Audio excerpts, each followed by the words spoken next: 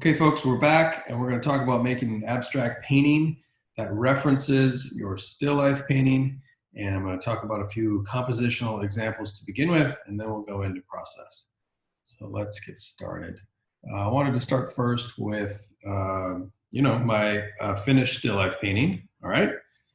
What I'm going to look for is this as a guide to make my abstract painting. And what I'm going to do first is just talk about kind of composition, like how can we start to think about this, plan it out. Now, I'm going to warn you that, making an abstract painting seems like it could be easy. You've all heard someone looking at an abstract painting and they say, even my kid could do that, right? But actually, to make it really effective, it takes planning and thoughtfulness and really high craftsmanship and execution, right? So we're going to talk a little bit about first the composition. What can we do? So I've got this piece of paper. I've gridded it up into 4 segments so I can talk about 4 different ways of thinking about making an abstraction from this, okay? So to begin with, what I might want to do is, and again, I'm just making miniature ones now to show you different processes and thought process, okay? So what I'm going to do to begin with is just think about composition. So if I break down the forms, what I might be able to do, right? So for example, the bottle, I'm just going to start by sketching. The bottle occupies some sort of space like this. It's kind of rectangular in its overall shape.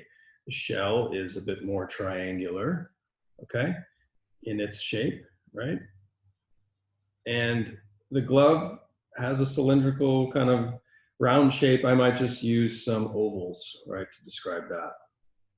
So I've kind of got the basic composition laid out here using these shapes, right? So this in and of itself is starting to become abstract. Now, what I want to do with this is make this, refine it a bit and make it a bit more geometric. So what I could do is start by simply using a ruler to go over my lines and confirm them a little bit stronger. So I'm just going to make a dark line here and a dark line here. And I'm going to do this quick so you guys can just see sort of the thought process, right? But essentially, I'm taking where the objects are placed, minimizing the form down to its basic geometric components, and then working within that. Make this a nice ellipse.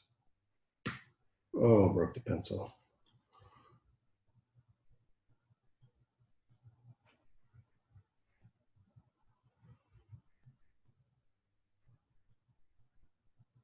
And then I might address the lid a little bit, which also seems like it could be, if I make an ellipse, it's going to be too representational. So I might just make a bit more of a shape here.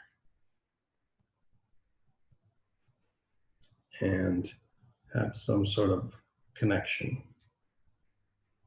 for the neck and for the top. All right, I've got an abstract composition, folks. Bottle, shell, glove, right? Let's see them side by side. All right, so there you go. Okay, so that could easily be a start. And I may use similar color, I may use different color, right? I could really map that out in different combinations. So it can be as easy as that, right? But again, spend time, execute it properly. All right, another thought that I was interested in is just finding an object with a cool shape and start to trace it. So I like the scissors a lot. I like this ergonomic shape that it has, and it might offer an interesting way for me to start to compose. So if I, again, kind of thinking about the composition, if I just simply start to trace some of these forms, can I make the bottle essentially out of these forms, right? And I don't know. So that's the test, right? I have to try to see what I can do with it. And with that, I might be able to make an interesting combination of shapes. Certainly it works for the glove.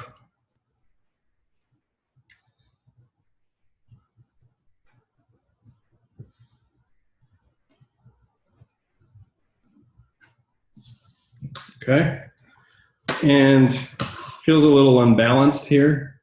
I'm just going to take this guy, give it a little highlight, right? I'm going to stray from my composition a bit and add another element. There we go. Okay, abstraction number 2, tracing with scissors, fitting it in the composition. Similarly, how the still life is set up. And then going astray, going rogue and adding something else, right? Both of these, color is going to be important for me to pull out. And what's so cool about this is all these overlapping shapes I could really play with different combinations of color added to, okay? Now, the third one down here, I've decided to kind of go off of the Bridget Riley painting and also looking at the Mona Lisa abstraction with dots that we talked about.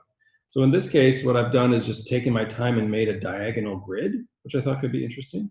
And what I'll do with this is paint in color that kind of relates to where the still life color is, right? So you could imagine this, if I started here, you know, with some green in the background, switch to some grays, work with some violets, and then move to the shell for some oranges, and down here to some blue for the glove. This could be an interesting way of mapping out. And this is more of a system, right? This is a bit of a process painting where we're going to kind of move back and forth with that. And then for the last one, I don't know. What should I do? Maybe I'll do a masking. So here's a cool way to try some stuff out. It's just to take some tape, right, and start to mask out areas. And if you're really careful, I might have to pause it to find my X-Acto knife. I will have to pause it. I got it. Okay. I'm going to use a masking technique for this painting. I don't know where it's going to go yet, but I'm just going to make a shape in this thing. Kind of placed it where the bottle is going to go. Now I'm not pressing down very hard. I'm trying, basically the goal in this is I'm trying to press down enough to get through the tape, but not enough to get through the paper. Right, and I'm just making an amorphous blob shape with this. And I'll probably do a bunch of these. So I think I got through. All you can really do is test it out. So then I'll take the tape here and then lift this part up. Put my finger on that part, see if I can get it to break. Tricky. Easier said than done, Smolinski. All right. Sometimes you need to break the tape a little bit too. Okay.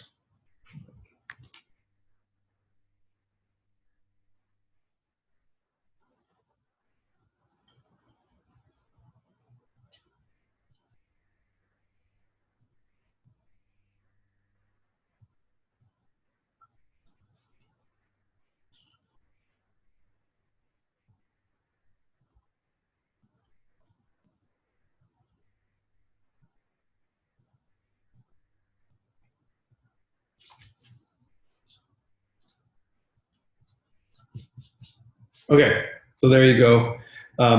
You know, this might be actually easier if I really just place it on a cutting mat, so I don't have to worry about cutting the paper so much. You can do this on anything that's a little bit, if you have a cutting mat, that's good. If not, cardboard is going to be too tacky. Find something that's a little bit plasticky that you can put this on, a piece of plastic maybe. But again, if I cut through this tape, now I can press down hard, right? And I can make a shape and then peel it up like a sticker. Okay. There we go. And then place it, you know, here. So this could be.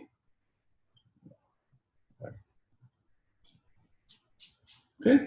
So this is going to be interesting because what I'll do is I'll compose this and then start to put paint over the top and lift it up, and then put more masking down and kind of working that sort of process. So we'll talk about that a little bit. And the other thing is, sorry, I can use the negative shape too. I'll cut this so it's a little cooler.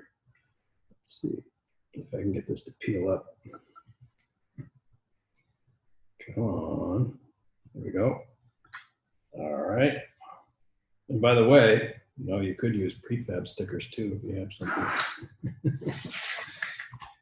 You know, anything goes here. This is an experiment. This is a chance to play, and play can produce really cool results sometimes. So don't be afraid to just try something just for the sake of trying it. But the key in it is have a critical eye, right? Ask yourself, does this look good? What could I do to make it better, right?